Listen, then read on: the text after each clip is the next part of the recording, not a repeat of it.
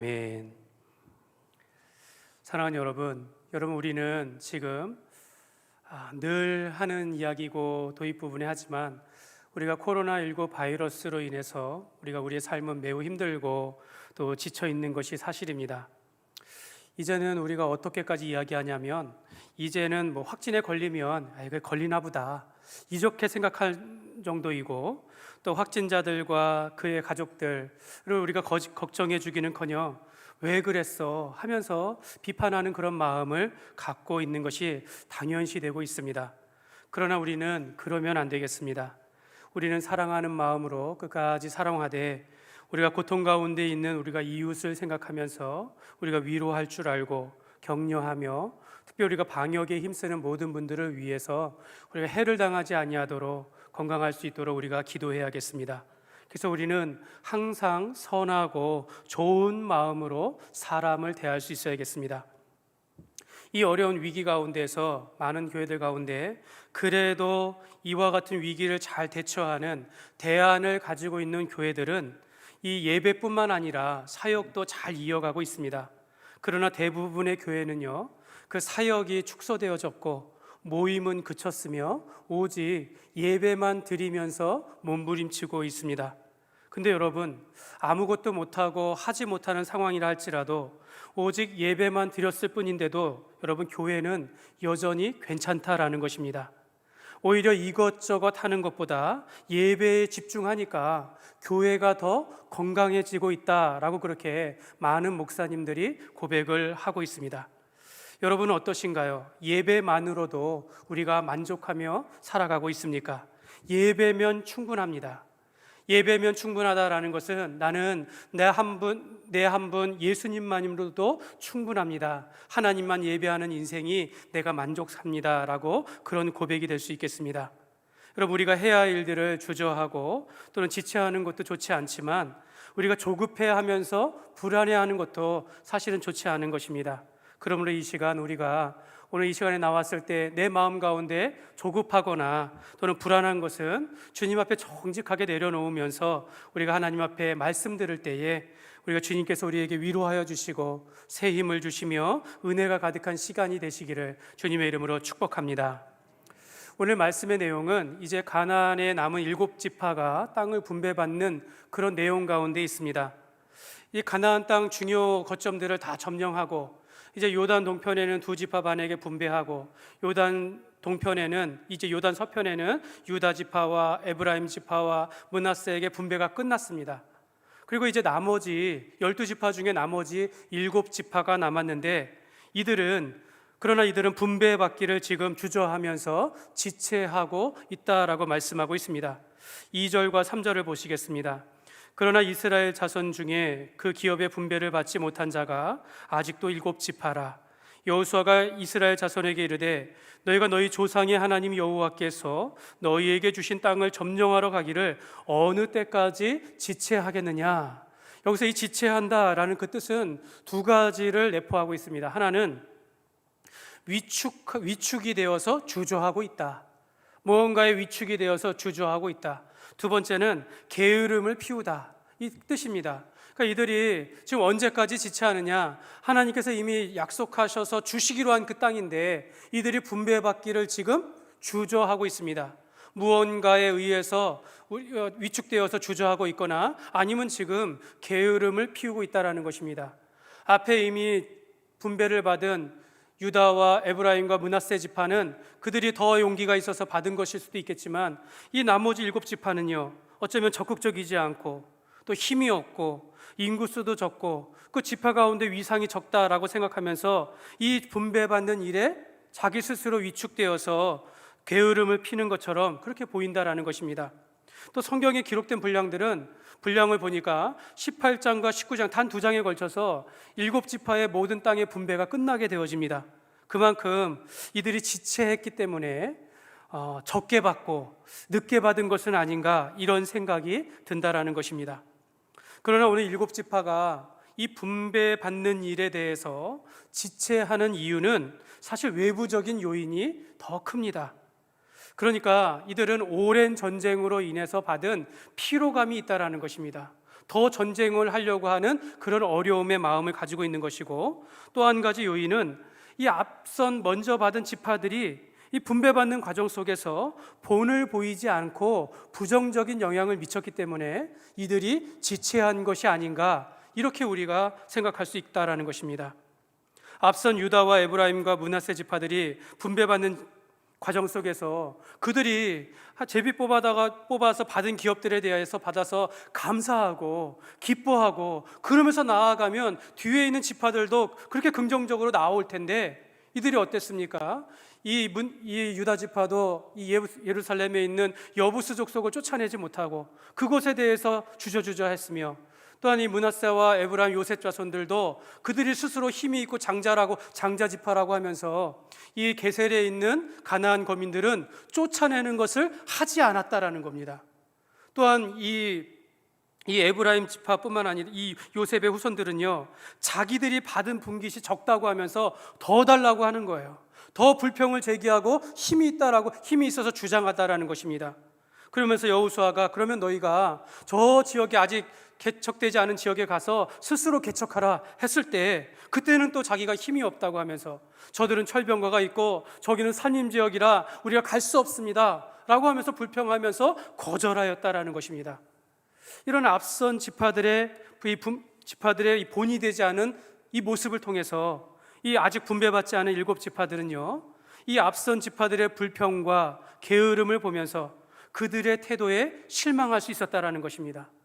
그래서 남은 땅을 분배받는 것에 대해서 주저하고 힘이 있게 가는 것에 대해서 지체할 수밖에 없는 그런 상황들, 그러니까 부정적이고 비관적인 상황들이 이 지파 가운데 퍼지게 되었다라는 것입니다. 사랑하는 여러분, 우리는 이렇게 사람이 변하면 안 되겠습니다.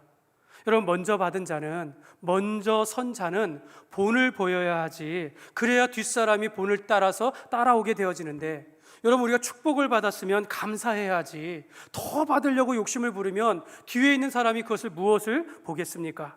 우리가 베풀고 나눌 수 있는 넉넉한 마음의 그런 그리스도인들이 되어야 하는데, 나만 복을 받은 것처럼 자랑한다면 아무리 그 사람이 복을 받아도 뒤에 있는 사람은 좋은 영향보다는 부정적인 영향을 받을 수밖에 없다라는 것입니다.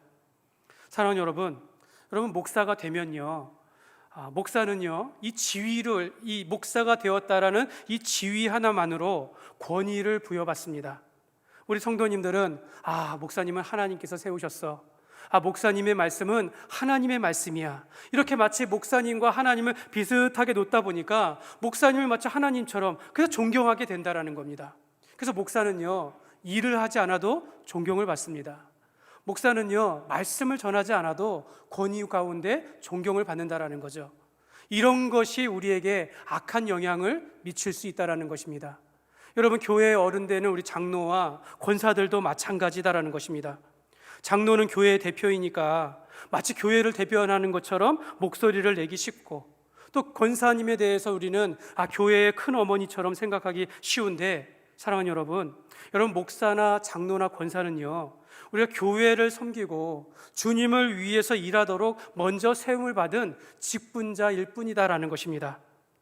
저는 에베소서 4장 11절과 12절을 제 목사의 직분에 대한 소명으로 생각합니다.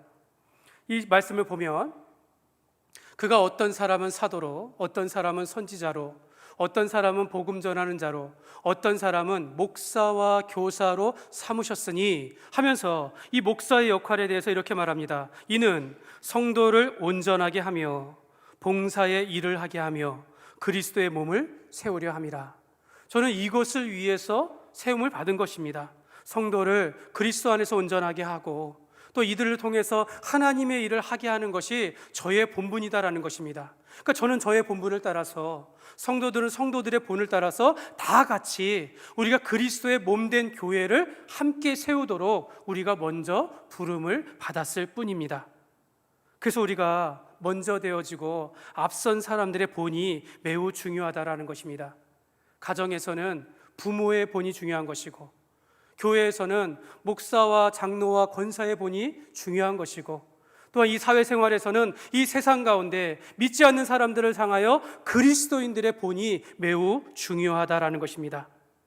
하나님은 이미 주시기로 약속한 땅임에도 불구하고 앞선 자들이 본을 보이지 못하고 부정적인 영향을 미치니까 나머지 7지파들이 이제 주저하게 되었다라는 것입니다.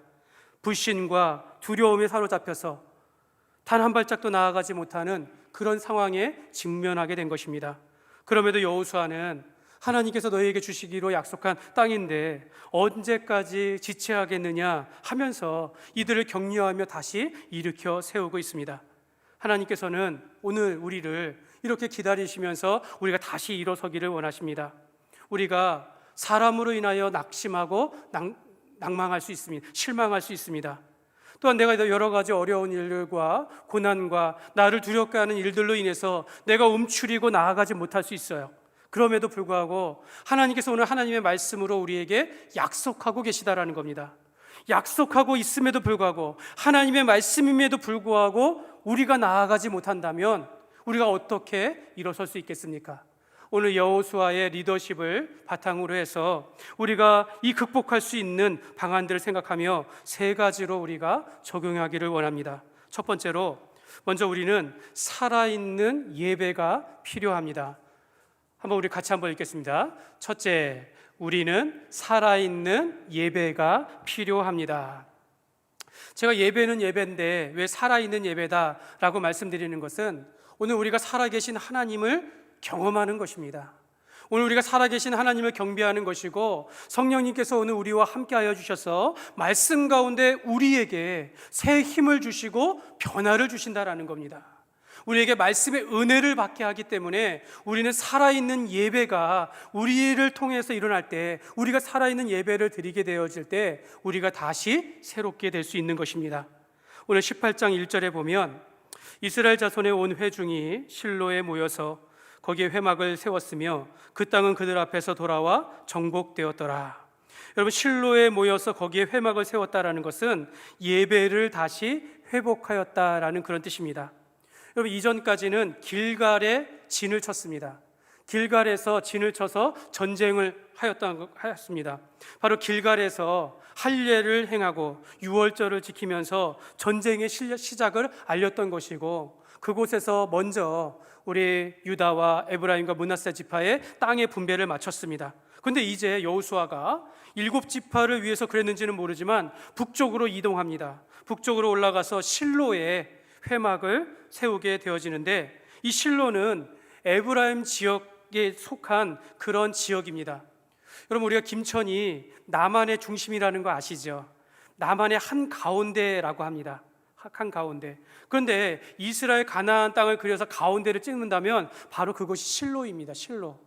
그래서 실로에서 메시아가 올 것이다 라고 그렇게 약속의 예언이 있는 그런 땅이다 라고 할 수 있습니다. 실로에 세워진 회막은 나중에 솔로몬이 성전을 지을 때까지, 그때 언약궤를 옮겨갈 때까지 이 실로는 회막을 짓고 그 안에 언약궤가 보존되어지게 되어집니다.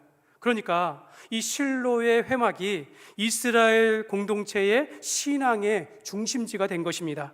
즉, 이곳은 이스라엘의 역사 속에서 상당 기간 예배를 보게 하는 그런 중심지가 된 것입니다. 여러분, 실로의 회막을 세웠고 회중들이 그 가운데 모였다라는 것은 그들이 예배 공동체며 하나님의 공동체이며 하나님께서 우리의 유일한 하나님이심을 고백하는 그 자리가 되는 것입니다. 하나님께서는 이스라엘 백성들을 애굽에서 나오게 하고 출애굽하면서 홍해를 건너며 시내산에서 제일 먼저 한 것이 회막을 짓는 일이었습니다. 거기서 율법을 선포하고 언약궤를 세우면서 이제 광야를 지나갈 때 사도 바울은 광야 교회라 하며 이 하나님의 언약궤를 중심으로, 회막을 중심으로 이들이 광야를 지나가게 하셨고, 요단을 건널 때도 이 언약궤를 앞에 세웠으며 여리고를 정복할 때도 언약궤를 중심으로 그 전쟁을 통하여 이기게 하셨습니다. 또한 아이성 전투할 때 한 번의 실패 속에서 다시 극복하는 과정 가운데서 그들은 에발산과 그리심산에서 하나님의 말씀을 선포하면서 그들이 다시 새롭게 되었다라는 것입니다. 여러분, 우리가 예배가 이러한 기능을 가지고 있다라는 것입니다. 우리가 우리의 삶의 방향이 삐뚤어지거나 삶의 내용이 엉망일 때가 있어요. 그럼 여러분, 어떻게 회복하겠습니까? 여러분, 우리가 예기치 못한 문제나 위기에 직면할 때가 있습니다. 여러분, 지금과 같이 코로나 팬데믹으로 인해서 모든 것이 혼란스럽고 예민할 때 가장 중요하게 두고 가장 우리가 회복해야 할 것이 있다면 바로 예배인 줄 믿습니다. 여러분, 좋은 교회는요, 좋은 성도는 예배를 사모하며 사랑하게 되어 있습니다. 우리가 예배 가운데서 하나님을 만나고 예배를 통해서 내가 받은 사랑을 다시 확인하며 은혜 가운데 힘을 얻게 되어지는 것입니다. 여러분, 이 코로나로 인해서 미국의 대부분의 한인교회는요, 적게는 4개월, 또 많게는 1년 4개월을 넘게 모이지 못하고 흩어져서 예배를 드려야 했다라고 합니다. 사실 우리는 예배를 쉰 적은 없습니다. 우리가 흩어져서 가정에서 예배를 드리고 온라인으로 예배를 드렸을 뿐이지 사실은 우리가 예배를 쉰 적은 없습니다. 그럼에도 불구하고 우리는 예배를 드리지 않았다라고 표현하는 것은 무슨 이유입니까? 우리가 예배에 대하여 본질적으로 온전하게 드리지 못하는 삶을 살았기 때문에 그런 표현을 할 수밖에 없는 것입니다. 물론 우리가 성전에서 드리는 예배와 밖에서 드리는 예배는 비교할 수 없을 만큼 이곳에서 드리는 예배가 훨씬 더 은혜로울 수 있어요. 그러나 우리는 여기에 있으나 삶에 있으나 어느 곳에 가든지 내가 예배자로서 살아야 하는데 우리가 그러지 못한다는 것을 이번 코로나를 통해서 우리가 깨닫게 되어진 것입니다. 여러분, 저는 이 코로나의 위험 속에서 가장 어려움에 겪는 사람들이 누구일까? 여러분, 소상공인이 아닐까, 자영업자들이 아닐까 생각을 합니다. 이들은요, 사람들이 소비하지 않으면 살아갈 수가 없어요. 사람들이 소비하고 활동을 해야 그들이 소득이 일어납니다. 그런데 활동하지 않으니까 월세를 낼 수 없고 직원들의 월급을 줄 수가 없어요. 생계를 유지할 수가 없습니다. 그런데 이런 가정 가운데 질병이 있다라고 그 병이 있어서 더 힘들었다고 생각해 보십시오. 여러분, 얼마나 힘들겠습니까? 여러분, 우리 가운데 예배하는 한 집사님 가정은 음식점을 하는 집사님이신데 남편이 지금 항암 치료 중에 있습니다. 여러분, 어떻게 해야 합니까? 이 코로나의 팬데믹 상황 가운데서 이 가게를 오픈하지 않으면 살아갈 수가 없어요. 근데 오픈하자니 사람들이 와가지고 확진에 걸려서 여기 다녀간다면 남편의 건강이 걱정되는 겁니다. 그러니까 이러지도 못하고 저러지도 못하는 그런 상황에 직면하면서 제가 방문을 하거나 전화를 드리면서 대화할 때마다 그래도 그 집사님께서 목소리에 힘을 주면서 그래도 내가 주님 앞에서 기도합니다 하면서 소망을 품고 힘있게 말하는 것을 들으면서 그 힘든 것을 알기 때문에 제가 그 마음이 매우 먹먹해집니다. 근데 여러분, 이런 위기에 있는 분들이요, 오히려 목숨을 걸고 눈물로 예배를 지킨다는 것입니다. 여러분, 예배의 자리를 더 찾는다라는 것입니다. 똑같은 상황이죠. 밖도 위험하고 여기도 위험하지만 그러나 예배가 아니면 살아갈 수 없기 때문에, 하나님이 아니면 내가 존재할 수 없기 때문에, 하나님이 아니면 나를 고치실 수 없음을 우리가 고백하기 때문에 이 자리에 나오는 것입니다. 그러니까 여러분, 성경은요, 그들의 고난과 위기와 어려움이 오히려 그 영혼을 살리는 역할을 한다라고 성경은 말씀을 합니다. 여러분, 예배는 드려도 되고 안 드려도 되고 그런 것이 아닙니다. 여러분, 예배는 반드시 우리가 목숨을 걸고 지켜야 하는 것입니다.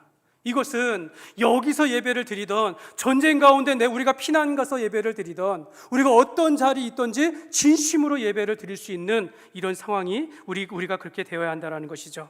사랑하는 여러분, 저는 이 코로나로 인해서 우리가 고통받는 이때에 나는 예배를 잘 드리고 있는가, 이런 점검하라고 우리에게 주신 시간들이라고 여겨주셨으면 좋겠습니다. 여러분은 여러분의 인생 속에서 여러분이 드리는 예배에 대하여 평가를 받아본 적이 있습니까? 여러분이 어떻게 예배를 드리고 있는지 평가를 받아보신 적이 있습니까? 나중에 하나님께서 우리를 부르셔서 하나님 앞에 섰을 때, 야, 너는 왜 그렇게 예배를 드렸니? 라고 하면 그때 우리가 후회한들 소용이 없다라는 것입니다. 저는 이런 질문을 합니다. 여러분의 예배의 대상이 누구이십니까? 하나님이십니까? 아니면 내가 복을 받기 위해서 이 자리에 나왔습니까? 여러분은 예배를 습관처럼 드리지는 않습니까? 아니면 말씀이 들리지 않는 것은 아닙니까? 여러분, 우리가 찬양과 기도할 때 내가 어떠한 마음과 어떠한 자세로 하나님 앞에 찬양하며 기도하고 있습니까? 여러분, 저는 이 어렵고 위험할 때 우리가 사역이 축소되어지고 모임이 그치는 이 상황 속에서 우리가 예배 드리는 것만 할 수 있는 이때에 우리가 우리 자신을 한번 돌아볼 수 있는 그런 귀한 시간들이 되지 않을까, 우리가 이렇게 돌아보았으면 좋겠습니다. 저는 우리 교회가 살아있는 예배를 통하여서 우리가 하나님을 만나며 성령님께서 역사하여 주시사 우리가 예배를 드리는 것만으로도 우리가 새 힘을 얻게 되어지고, 우리가 질병이 떠나듯이 우리가 치유되어지고, 우리가 모든 성도들이 충만한 은혜를 받는 그런 교회 되기를 주님의 이름으로 축복합니다. 두 번째로, 우리는 확실한 로드맵이 필요합니다. 같이 한번 읽겠습니다. 둘째, 우리는 확실한 로드맵이 필요합니다. 여러분, 이 로드맵이라는 것은 무슨 뜻이냐면 전략이에요. 전략 또는 구체적인 계획을 말합니다. 제가 사전을 찾아보니까 어떤 일을 추진하기 위해 필요한 목표를 세우고 그 목표에 따른 종합적인 계획, 이것이 로드맵입니다. 여러분, 우리가 일을 함에 있어서는 구체적인 길을 만드는 것이 매우 필요하다는 겁니다. 우리가 김천은 남한의 중심이라고 했는데, 우리가 그래서 김천이 교통이 많이 발달되어 있어요. 사실은 자동차를 운전하기에.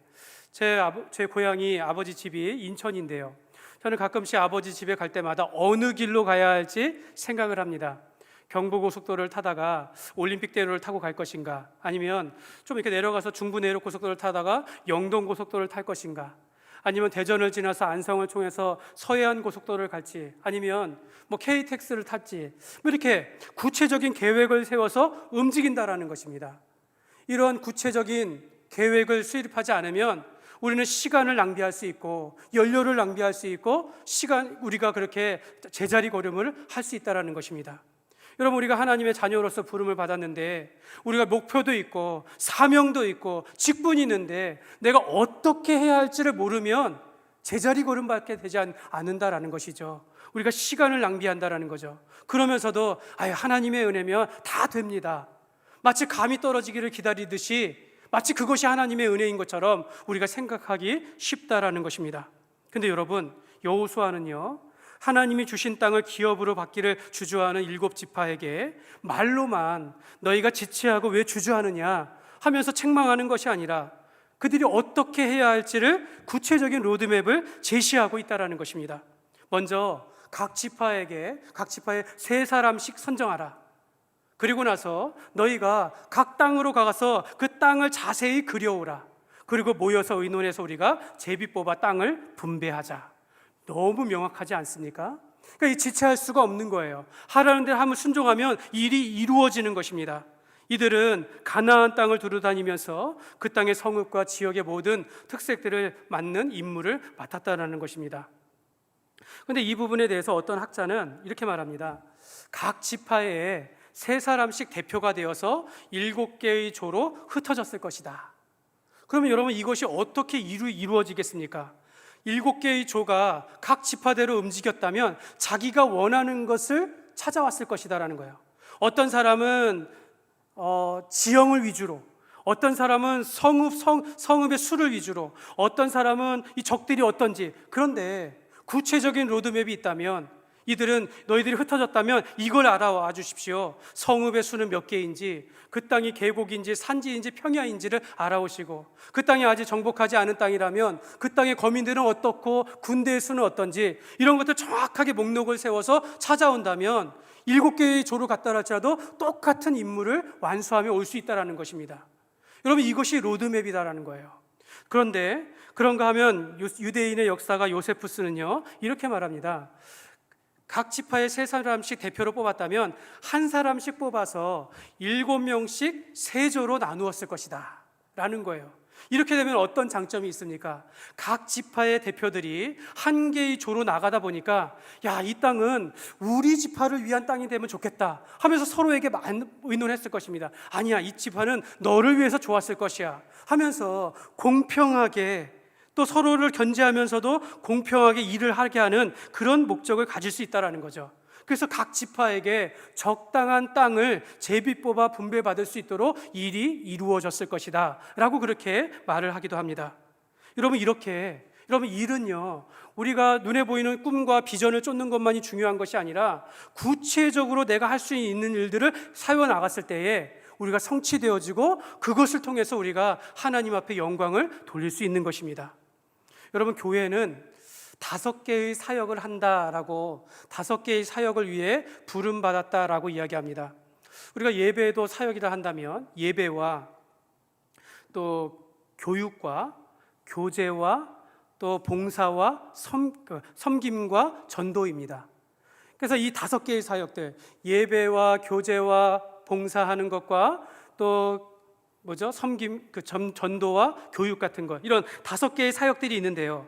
근데 여러분, 이것을 알면서도 우리가 어떻게 예배할지 이걸 모르면 소용이 없는 거예요. 또 우리가 사람을 세우는데 어떻게 양육을 하며 세워가야 할지, 이러한 체계가 없으면 그 사람이 성장하고 있는지 아닌지를 알 수가 없는 것입니다. 내가 무슨 봉사를 해야 하며 어떻게 전도할지에 대한 확실한 그 교회가 로드맵이 없으면 여러분, 시간을 낭비할 수 있는 것이고, 직분자라도 내가 집사요 장로요 권사라 세웠다 할지라도 내가 무엇을 해야 하는지를 알지 못한다면 우리는 수년이 지나도 제자리 걸음을 할 수밖에 없다라는 것입니다. 저는 우리 교회가 이런 비전을 가졌으면 좋겠습니다. 우리가 사역만을 잘하는 교회가 아니라 우리가 예수님의 인격을 닮아 성품적으로도 우리가 성장하며 또 예수님께서 하신 일을 쫓아서 우리가 사역을 잘 감당하여서 이렇게 예수님의 인격과 사역을 닮아서 자라가는 예수님의 온전한 제자가 되어서 내가 속한 공동체, 가정과 또는 이 사회와 교회와 내가 이 사회에서 선한 영향력을 미치는 그런 삶을 살아가는 것이 우리 교회의 비전이 되었으면 좋겠습니다. 여러분, 이러한 큰 그림을 그리면 이제 구체적으로 이를 위하여 우리가 어떻게 행할지에 대한 로드맵이 필요하다는 것입니다. 저는 앞으로 우리 교회가 이러한 로드맵을 세워가는 그런 은혜가 있기를 원합니다. 우리가 구체적인 로드맵을 세워나갈 때 우리가 하나님 앞에 예배하며 주를 위해 살아가는 것이 얼마나 행복한 것인지를 깨닫게 되어질 것입니다. 저는 여러분들이 느끼실지 모르지만 우리 교회가 구제하는 것과 선교하는 것에 대해서 이번에 많이 강조를 드렸습니다. 여러분들에게 강조하고 기도했더니 정말로 우리 교회가 한 분의 평신도 선교사를 이제 우리가 파송하게 되었습니다. 그런데 이것으로 끝나면 안 되겠죠. 이제 선교사님을 도와서 우리가 어떻게 도와야 할지, 또 우리가 이것을 그치는 것이 아니라 전도와 선교를 더 확장시켜서 어떻게 해야 할지를 구체적으로 우리가 계획을 세우며 우리가 일을 해 나가게 될 것입니다. 또한 저는 여러분들에게 올 한 해 구제헌금에 대해서 강조를 했어요. 그래서 여러분들이 작정해서 조금씩 구제헌금을 하다 보니까 지금 통장에 350만 원이 넘게 그렇게 우리가 모였습니다. 근데 문제는 뭡니까? 그동안 이것을 한 번도 실천하지 못했다라는 거예요. 왜 그렇습니까? 구체적인 로드맵이 없었기 때문에 그런 거예요. 그래서 지금은 당회를 중심으로 우리가 의논해서 이것을 집행하기로 했습니다. 그러면서 우리가 섬기는, 우리가 후원하는 미자립 교회를 우리가 여름에 우리가 조금 돕기로 하고, 그리고 또 우리가 이웃에 있는 어려운 이웃을 돕고자 하면서, 그럼 제가 당회에서 제가 이 동사무소에 가가지고 우리 지역의 이 어려운 이웃을, 특별히 우리 노인 가구나 한부모 가정 가운데 약 30가정을 선정해서 우리가 소상공인들도 도우면서, 그러니까 소상공인의 음식을 사서 그들에게 조금 이렇게 전달하며 외식을 할 수 있게 하면 좋지 않을까라는 의견을 가지고 제가 동사무소에 찾아갔는데, 그러면 이것이 제가 한 달 전에 제가 동사무소에 가서 이걸 의논을 했습니다. 근데 그 사이에 복지팀장님이 바뀌었어요. 돕는 분이 바뀌었어요. 그분은 작년부터 우리가 의논했기 때문에 잘 호흡이 맞았는데 새로운 분이 온 거예요. 근데 이분은 제가 이렇게 대화를 하다 보니까 교회를 잘 모르시더라고요. 잘 몰라요. 목사님 그러면 뭐 승진한 걸로 생각하더라고요. 승진. 담임 목사님, 그거 승진한 겁니까? 이렇게 표현하시더라고요. 그럴 정도로 참 교회에 대해서 잘 모르시는 분인데 제가 이런 이야기를 했더니 너무 좋다라는 거예요. 내가 지금까지 여러 사무소에서 일을 하는데 이런 교회는 처음이었다라는 겁니다. 그러면서 목사님, 저 교회가 달라 보입니다. 이렇게 얘기하시는 거예요. 여러분, 우리 지금 이 사회가, 우리 교회가 얼마나 오해를 받고 부정적으로 우리가 그런 오해를 받고 있습니까? 그런데 우리가 이런 작은 선한 일들을 통해서 사람들에게 이해를 받고 이웃을 돕는 것을 통해서 그리스도의 사랑이 증거되는 것입니다. 저는 지금은 부족한 당회가 이 일을 하지만 우리가 이 일에 대하여 함께 할 수 있는 사람들이 의논해서 구제부와 구제위원회를 만들어서 이와 같은 일들을 적극적으로 행할 수 있는, 그래서 그런 로드맵을 채워줘서 우리가 더욱더 확장시켜지는 그런 교회가 되기를 소망합니다. 그래서 우리는 비전과 사명뿐만 아니라 구체적으로 우리가 하나님의 일들을 해나갈 수 있는 그런 일들을 찾는 그런 복된 교회가 되기를 주님의 이름으로 축복합니다. 세 번째로 우리는 좋은 사역자가 필요합니다. 우리 같이 한번 읽겠습니다. 셋째, 우리는 좋은 사역자가 필요합니다. 여러분, 우리는 여호수아와 갈렙과 같은 좋은 사역자가 필요합니다. 여러분, 사역자다라는 것, 미니스터라는 것은 일꾼이다라는 뜻입니다. 직분자라는 그런 뜻입니다. 그러니까 목사님이나 또 우리 전사님들은 교역자라고 표현하는 것이고, 주님의 일을 하는 일꾼들을 향해서는 우리가 사역자라고 이렇게 표현을 합니다. 사실 여러분, 이 말씀을 준비하고 우리가 땅을 분배하는 과정 가운데 이 여호수아는 독특한 어떤 대조를 하나 하고 있습니다. 사실 여러분, 분명히 땅을 분배할 때 어떻게 분배하기로 했습니까? 이 여호수아와 또 제사장 엘르아살과 또 각 지파의 대표가 모여서 땅을 나눈 다음에 그것을 제비 뽑아 기업으로 나누게 한다, 이렇게 방식을 정하였다라는 것. 하나님께서 그렇게 정하여 줬는데 이 방식이 시작되기도 전에 이것을 막은 사람이 있다라는 겁니다. 그 누굽니까? 갈렙이었어요. 갈렙. 그러니까 지파별로 약속된 방식으로 그렇게 하기도 전에 85세의 갈렙이 손을 들어서 나는 그렇게 하지 않고 이 산지를 내게 주옵소서 하면서 손을 들어서 먼저 땅을 달라고 했다는 겁니다. 사실은 이것은 이미 정해진 방식을 배반하는 일이었다라는 거예요. 그런데 여호수아는 이걸 먼저 기록하고 있다라는 겁니다. 저는 이것이 의도적이라고 생각합니다. 여러분, 갈렙은요, 아직 정복하지 않은 땅을 나에게 달라라고 얘기했어요. 그래서 아무도 가지 않은 그 땅을 내가 가서 그 땅을 차지하겠습니다라고 이야기하면서 그 땅을 달라고 했습니다. 여호수아는 갈렙의 소원을 들어주었습니다. 그래서 아직 정복하지 않은 그 땅을 갈렙에게 먼저 기업으로 준 다음에 지파별로 분배하기 시작했다라는 것입니다. 이것은요, 갈렙이 취한 이 기업의 분배 방식이 나머지 12지파에게 동일하게 그렇게 해야 한다라는 것을 보여주고 있다라는 것입니다. 갈렙이 도전하고 갈렙이 믿음으로 나아가며 용기 있게 그 일을 행하는 것 같이 그러한 사역자가 필요하다라는 것입니다. 이 갈렙의 시도를 통해서 이 가데스 바네아의 저주를 끊게 되었고, 또한 아브라함으로부터 이어져 온 그 언약의 말씀이 그 갈렙이 붙잡게 되었으며, 또한 아직 쫓아내지 않은 그 가나안 거민을 쫓아내면서 하나님의 말씀에 순종한 자가 바로 갈렙이었다라는 것입니다. 여러분, 여호수아는 어떻습니까?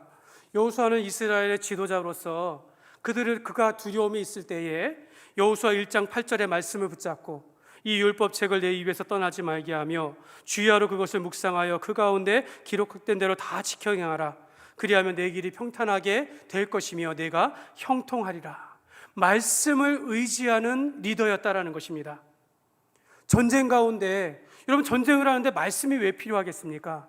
그럼에도 불구하고 여호수아는 전쟁 가운데 늘 예배 중심으로, 언약궤 중심으로 말씀을, 이전에 모세를 통하여 배운 그 말씀을 따라서 이 모든 과정들을 지켜왔다라는 것입니다. 사랑하는 여러분, 우리가 주님 앞에서 이렇게 좋은 사역자가 되기를 주님의 이름으로 축복합니다. 여러분, 좋은 제자는요, 예수님의 좋은 사역자는요, 능력이 있고 재주가 많고 힘이 있는 제자가 아니라 선한 영향력을, 좋은 영향력을 미치는 사람이 좋은 제자라는 것입니다. 마치 그리스도의 향기를 뿜듯이 우리의 선한 삶을 통해서 다른 사람에게 선한 영향력을 미칠 수 있는 그 사람이 바로 좋은 제자가 되는 것입니다. 여러분, 저는 지금도 능력이 많은 사람은 많다라고 생각합니다.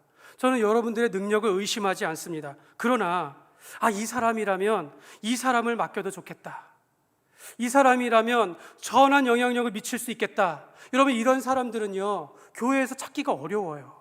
많지가 않습니다. 왜 그렇습니까? 이 부분에 대해서 우리가 훈련을 받지 않았기 때문에 그래요. 이 부분에 대해서 우리가 노력하지 않았기 때문입니다. 그러나 여러분, 예수님께서 열두 제자를 세운 것은 3년 동안 동거하면서 일하는 것만 배웠겠습니까? 어떤 사람이 되어야 할지, 예수님처럼 마음이 온유하고 겸손하고 늘 기도하며 주의 말씀을 중심으로 살아가는 그런 제자가 되는 그런 길을 몸으로 체험하며 훈련되었다라는 것입니다. 여호수아와 갈렙은요, 첫 세대뿐만 아니라 다음 세대 속에서도 끝까지 말씀을 지키며 분명한 비전을 품으면서 선한 영향력을 미치는 그런 사역자임이 틀림이 없습니다. 여러분, 우리가 주님의 일을 하도록, 우리가 예수님을 믿었다면 이미 우리는 주님의 좋은 선한 영향력을 미치는 그런 사역자로 부름을 받았다라는 것을 여러분 믿으시기를 바랍니다. 말씀을 맺겠습니다. 예수님께서는요, 우리를 세상의 소금이요 빛으로 우리를 부르셨습니다. 제가 한번 말씀드린 적이 있는데요, 여러분, 소금은 두 가지 기능이 있다고 하지 않습니까? 음식을 부패하지 않게 하고 또 음식의 맛을 내게 하는 그런 역할을 합니다. 너희가 세상의 소금이 되라 라는 것은 우리가 세상 가운데 부패하지 아니하도록 그리스도인의 삶을 통해서 이 세상이 정화되도록 선한 영향력을 미치는 것일 것입니다. 또 우리가 맛을 내는 것이죠. 우리를 통해서 사람들이 행복해지고 우리를 통해서 사람들이 살맛 나는 세상을 만드는 것이 사실은 우리의 역할이라고 할 수 있겠어요. 그런데 어떤 분이 소금에는 또 한 가지의 기능이 있다라고 이야기합니다. 그것이 무엇이냐면, 여러분, 소금을 먹으면 갈증을 일으킨다라는 거예요. 여러분, 소금을 먹으면 갈증을 일으킨다라는 겁니다. 우리가 세상 가운데 소금이 된다면 세상에 믿지 않는 사람들이 우리를 통해서 하나님을 향한 갈망하는 마음이 생길 수 있어야 한다라는 것입니다. 우리가 선한 행실을 통해서, 그렇지, 너 당신은 착한 사람이야, 좋은 사람이야 라고 끝나는 것이 아니라 그 사람을 통하여 하나님을 갈망하는 갈증이 있는 삶을 나타내는 것이 바로 소금의 삶이다라고 표현하는 것을 제가 보았습니다. 사랑하는 여러분, 성경은요, 우리가 소금이 되라 하지 아니하고 너희는 세상의 소금이다 라고 말씀하셨습니다. 여러분, 우리는 이미 소금이에요. 소금. 우리가 맛을 잃었는지, 우리가 기능을 하지 못하고 있는지 돌아봐야 하는 것이지, 우리가 소금으로 부름을 받은 것은 확실하다라는 것입니다. 사랑하는 여러분, 저는 여러분들이 이 자리에 왔을 때에는 이미 여러분이 하나님을 얼마나 사랑하는지, 여러분이 예배를 얼마나 사모하는지를 잘 알고 있습니다. 또한 우리가 하나님을 향한 이러한 갈증만큼이나 우리는 주님의 일을 위한, 하나님의 일들을 위한 갈증도 있다는 것을 제가 알고 있습니다. 사랑하는 여러분, 우리가 사명과 또 소명을 가지고 있는데, 여러분, 내가 어떻게 해야 할지 모른다라는 것은 교회의 책임이에요. 여러분들, 내가 어떤 일을 할지 모릅니다, 어떻게 살아갈지 모릅니다, 이런 것은 목사의 책임입니다. 그래서 저는 우리 교회가 이러한 일을 할 수 있도록, 당회나 또 우리가 목사가 이러한 일들을 할 수 있도록 잘 제시할 수 있고 함께 나아갈 수 있는 그런 교회가 되기를 소망합니다. 우리가 교회가 분명한 비전과 로드맵을 가지고 우리가 코로나 이후를 대비할 수 있도록 우리가 하나가 되어지고 협력해야 되겠습니다. 그러므로 여러분, 우리가 이렇게 생각하십시오. 지금 우리는 지체하는 것이 아니라 준비하는 것이다. 우리는 멈추거나 위축되는 것이 아니라 우리가 하나님의 뜻을 쫓아서 우리가 예배에 더욱더 최선을 다하는 것이며 앞으로를 위해서 사역의 그림을 그려가고 있는 과정 중이다 라고 그렇게 생각하시기를 바랍니다.